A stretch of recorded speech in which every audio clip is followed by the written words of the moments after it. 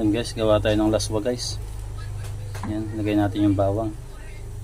Pakuluin natin. Yan guys, kumukulo na. Yan. Lagyan natin yung ating kalabasa. Yan guys. Pakuluin natin ulit mga guys. Yan mga guys, kumukulo na. Yan, lagyan natin yung ating okra. Yan.